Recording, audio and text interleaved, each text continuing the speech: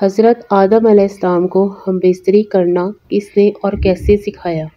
اللہ نے جب جبرائیل علیہ السلام کو حکم دیا کہ حضرت آدم علیہ السلام کو جمع معاشرت کے آداب سکھاؤ، جب حضرت جبرائیل علیہ السلام نے حضرت آدم علیہ السلام کو جمع کے آداب سکھائے، حضرت آدم علیہ السلام جب حضرت حوا کے پاس گئے، حضرت حوا علیہ السلام نے کہا، یہ کیا چیز؟ بسم اللہ الرحمن الرحیم۔ السلام علیکم ورحمۃ اللہ وبرکاتہ۔ جب میاں اور بیوی ہم بستری کرتے ہیں تو اس کو سکون اور خوشی محسوس ہوتی ہے۔ اسی طرح دونوں میاں بیوی میں پیار و محبت بڑھتا ہے، وہ ایک دوسرے سے زیادہ محبت کرتے ہیں۔ جب میاں اور بیوی قربت کے دوران ہارمونز خارج کرتے ہیں تو اس کو خوشی محسوس ہوتی ہے۔ جب میاں بیوی خوش ہوتے ہیں تو گھر کا سارا نظام بہتر طریقے سے چلنا شروع ہو جاتا ہے۔ اللہ پاک نے حضرت آدم علیہ السلام کو تخلیق فرما کر جنت میں بھیج دیا۔ ان کی جنس سے کوئی بھی بشر موجود نہ تھا۔ جنت میں رہتے ہوئے حضرت آدم علیہ السلام دل ہی میں سوچا کرتے تھے کہ کاش میرا بھی کوئی ہم جنس ہوتا جس سے میں اسمیت حاصل کرتا۔ اللہ تعالیٰ حضرت آدم علیہ السلام کے دل کی بات سے بخوبی واقف تھے۔ حضرت آدم علیہ السلام سو رہے تھے کہ اللہ تعالیٰ نے حضرت حوا علیہ السلام کو حضرت آدم علیہ السلام کی بائیں پسلی سے تخلیق فرما دیا۔ جب حضرت آدم علیہ السلام نے ایک عورت کو اپنے سامنے دیکھا تو آپ علیہ السلام نے حیران ہوتے ہوئے پوچھا کہ تم کون ہو؟ حضرت اماں حوا نے جواباً کہا کہ میں عورت ہوں۔ حضرت آدم علیہ السلام نے پوچھا کہ اللہ تعالیٰ نے تجھ کو کیوں پیدا فرمایا ہے؟ اس نے کہا کہ اللہ تعالیٰ نے مجھے آپ علیہ السلام کو سکون دینے کے لیے پیدا کیا ہے۔ رسول اللہ صلی اللہ علیہ وآلہ وسلم نے کنوارے لڑکے اور لڑکی کو مسکین کہا ہے کیونکہ دونوں کا کوئی ساتھی نہیں ہوتا۔ اس لیے ہم کو چاہیے کہ لڑکا اور لڑکی کی جلد ہی شادی کر دیں تاکہ وہ بیوی اور میاں بن کر ایک دوسرے کے قرب سے سکون حاصل کریں۔ حضرت آدم علیہ السلام جنت میں خوشی کی زندگی بسر کر رہے تھے۔ اللہ تعالیٰ نے دونوں کو ایک درخت کا پھل کھانے سے سختی سے منع کیا ہوا تھا۔ دوستو پلیز سبسکرائب مائی چینل۔ وہ بہت ہی خوش تھے کیونکہ اللہ تعالیٰ نے ان کا کوئی مونس پیدا ہی نہیں کیا ہوا تھا۔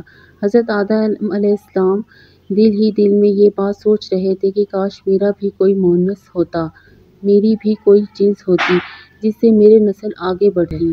ایک فرشتہ اللہ تعالیٰ کے حکم سے حضرت آدم علیہ السلام کے پاس آیا۔ اس نے آپ علیہ السلام کو سلام کیا اور اس نے حضرت آدم علیہ السلام سے دریافت کیا کہ وہ چیز آپ علیہ السلام کے سامنے کھڑی ہے یہ کون ہے؟ حضرت آدم علیہ السلام نے جواب دیا کہ یہ ایک عورت ہے جس کا نام حوا ہے۔ فرشتے نے حضرت آدم علیہ السلام سے پوچھا کہ اس کا نام حوا کیوں ہے؟ آپ علیہ السلام نے فرمایا کہ اس کا نام حوا اس لیے ہے کہ اس کو میری پسلی سے پیدا کیا گیا ہے، جس کی وجہ سے اس کا نام حوا علیہ السلام ہے۔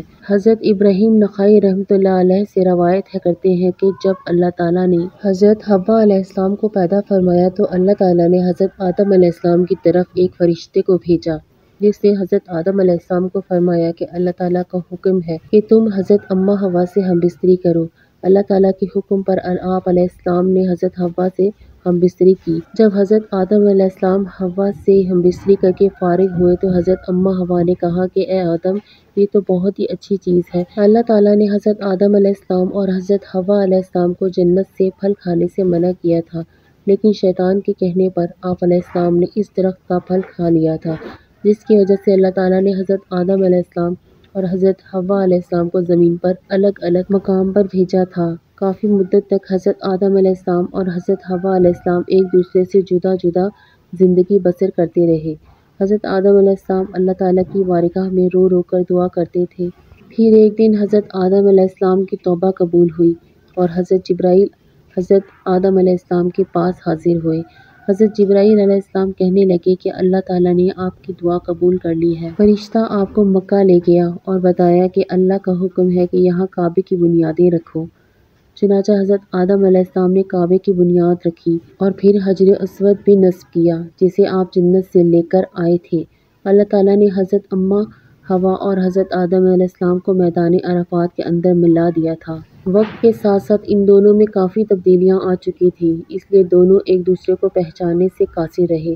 حضرت جبرائیل علیہ السلام نے ان دونوں کو آپس میں پہچان کروائی۔ اس کے بعد حضرت آدم علیہ السلام اور حضرت حوا ایک دوسرے کے ساتھ اکٹھے زندگی بسر کرنے لگے۔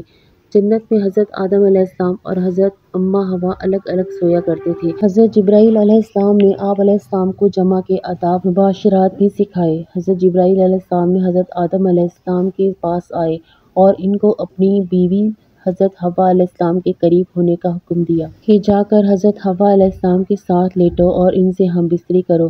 حضرت آدم علیہ السلام نے اللہ تعالیٰ کے حکم کی تعمیل کی۔ پھر حضرت جبرائیل علیہ السلام نے کہا کہ تم نے حضرت حوا علیہ السلام کو کیسا پایا؟ حضرت آدم علیہ السلام نے جواب دیا کہ میں نے بی بی حوا کو بہت ہی اچھا محسوس کیا۔ اس کے بعد حضرت حوا علیہ السلام سے نسل انسانی کی ابتدا ہوئی۔ بعض روایات کے اندر ذکر ہے کہ حضرت حوا علیہ السلام کو 20 حمل ٹھہرے اور آپ کے ہاں 20 لڑکے اور 20 لڑکیاں پیدا ہوئیں۔ اللہ پاک سے دعا ہے کہ اللہ پاک ہم سب کو نیکی کی ہدایت دے اور نیک عمل کرنے کی توفیق عطا فرمائے، آمین۔